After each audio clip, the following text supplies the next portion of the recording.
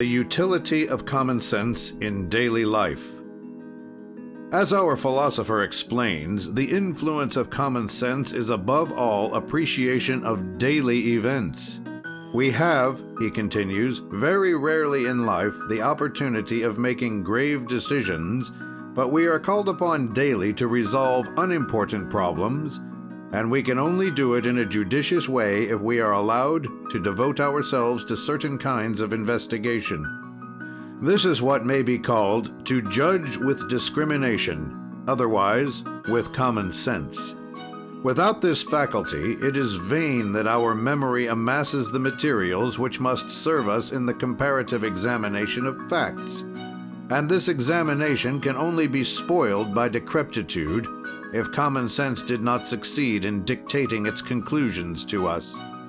Thanks to this faculty, we possess this accuracy of mind which permits us to discern truth from falsehood.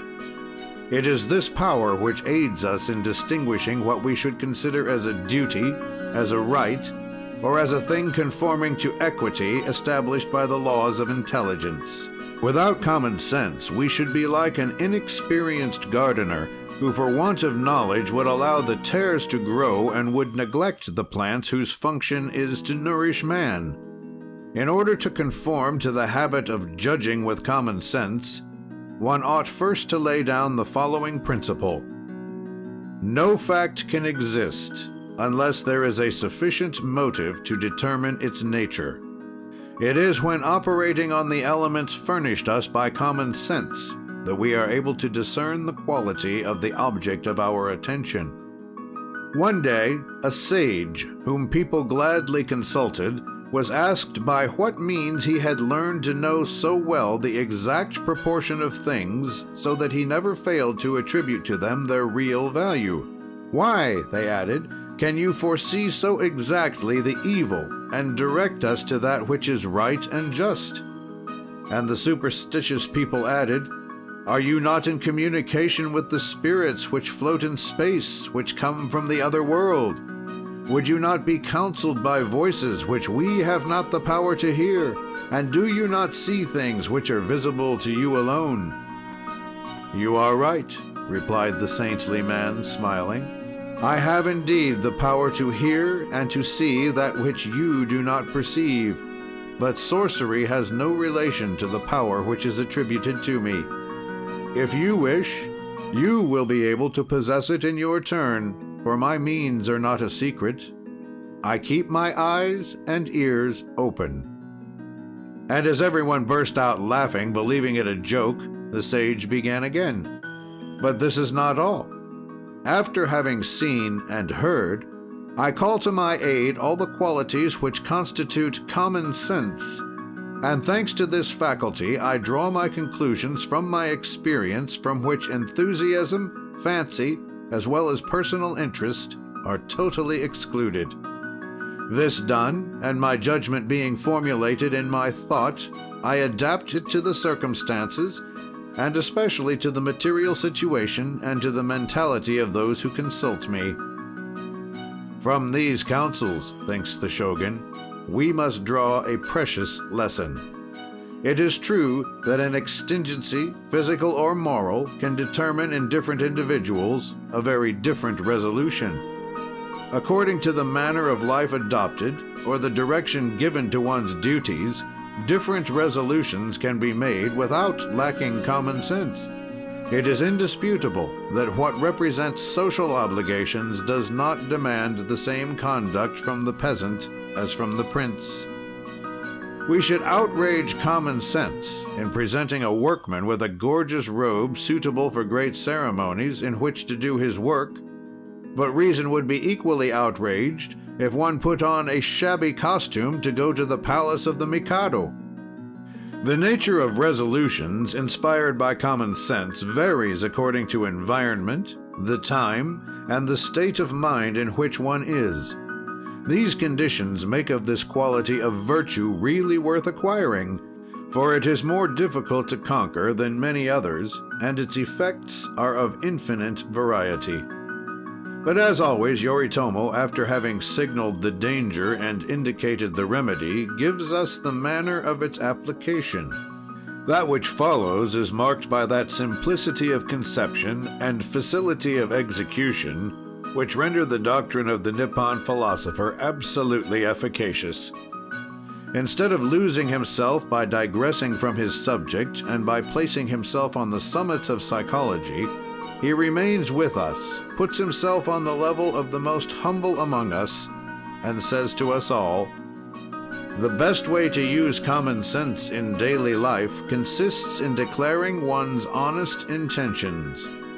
What should I do if I were in the place of the person with whom I am discussing? I found myself one day on the slope of a hill named Yoritomo-Tashi, and I remarked that the majority of the trees were stripped of their foliage. The season seeming to me not sufficiently advanced for this condition of vegetation, I expressed my astonishment to a passer-by, who replied to me, 'Alas, this occurs every year at the same time, and it is not well to cultivate trees on the height of Yoritomo-Tashi, for the sun being too hot dries them up before the time when the foliage ought to fall.' A few days afterward, my steps led me on the opposite slope of the same hill. There the trees were covered with foliage, still green, but uncommon, and their appearance indicated an unhealthy condition of growth. 'Alas,' said a man who was working in the hedges to me, 'it is not well to cultivate trees on the height of Yoritomo-Tashi, for the sun never shines there, and they can only acquire the vigor they would possess if they were planted in another country.' And although recognizing the truth of these two opinions, so contradictory, I could not help thinking that they were the reproduction of those which men deprived of common sense express every day. The same hill produced a vegetation affected in different ways by reason of different causes, and the people, instead of taking into consideration how carelessly they had chosen the location of their plantation, preferred to attribute the defect to the site itself, rather than to their lack of precaution. Both of them were suffering from a hurtful exaggeration, but each one explained it in a way arbitrarily exclusive. He of the north made out that the sun never shone on the summit of Yoritomo-Tashi, and the inhabitant of the south affirmed that the health-giving shade was unknown there. This is why it is indispensable to the successful resolution of the 1,001 problems of daily life, both those whose sole importance is derived from their multiplicity and those whose seriousness justly demands our attention, to employ the very simple method which prescribes that we place ourselves mentally in the position and circumstances of the person with whom we are discussing. If each one of the inhabitants of Yoritomo-Tashi had followed this precept, instead of declaring that the hill never received the sun, or that shade never fell upon it, they would each one have thought for himself, at what conclusion should I arrive if I had planted my trees on the opposite side? From the reasoning which would have ensued, the following truth would most certainly have been revealed. If I were in the other man's place, I should certainly think as he does. This premise once laid down, the conclusion would be reached, all the more exact because, without abandoning their arguments, each one would present those which it is easy to turn against an adversary. Before solving a problem, he who desires to avoid making a mistake must never fail to ask himself this question: what should I do if my interests were those of the opposite party? Or yet again, what should I reply if my adversaries used the same language to me as I propose using when addressing them?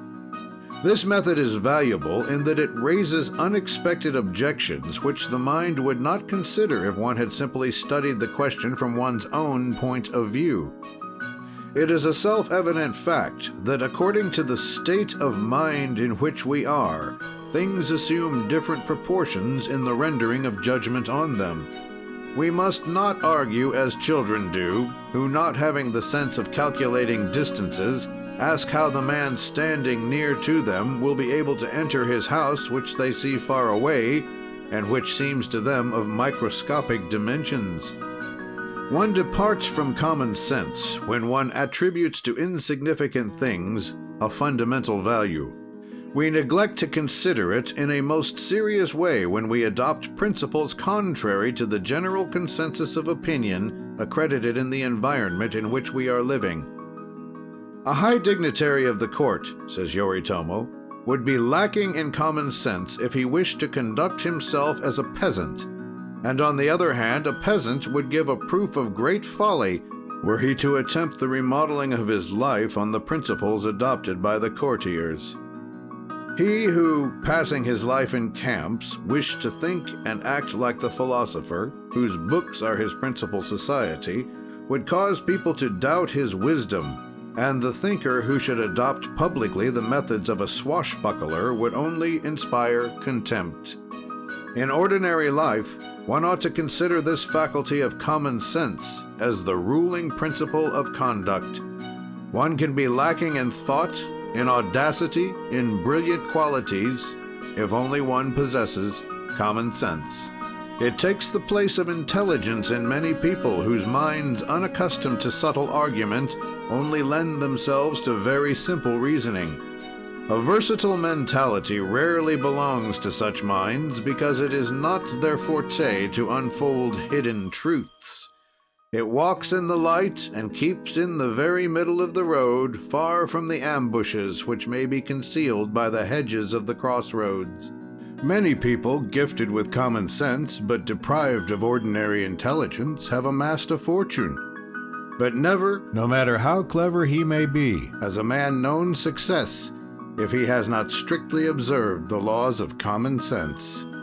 It is not only in debates that the presence of this virtue should make itself felt, but every act of our life should be impregnated with it.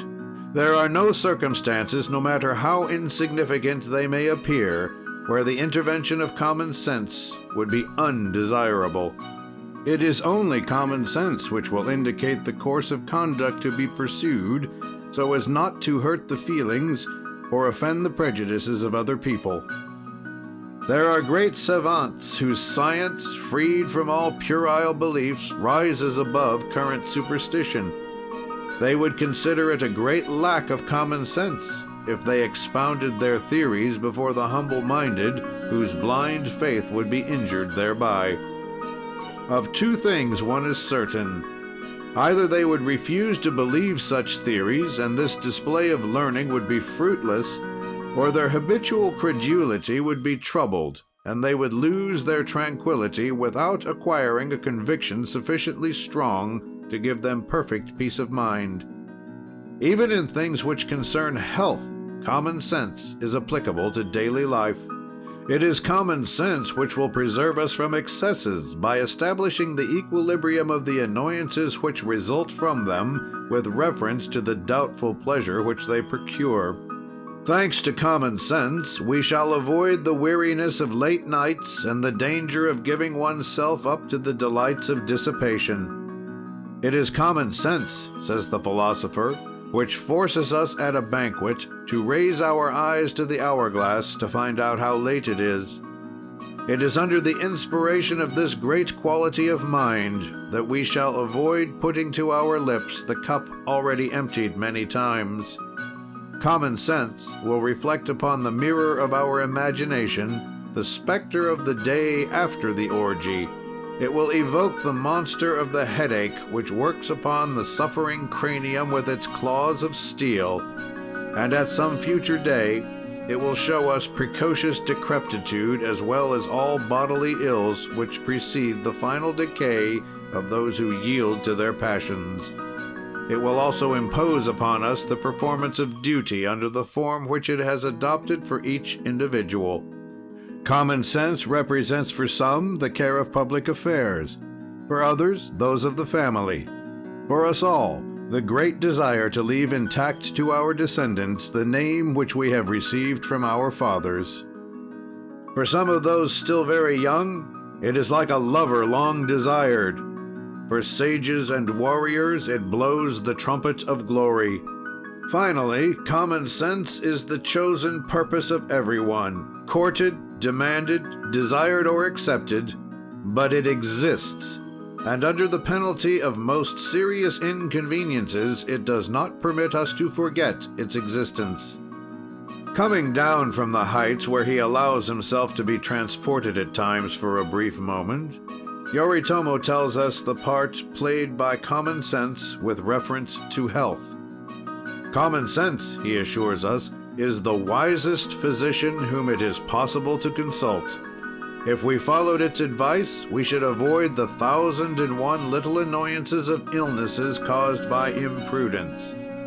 The choice of clothing would be regulated according to the existing temperature.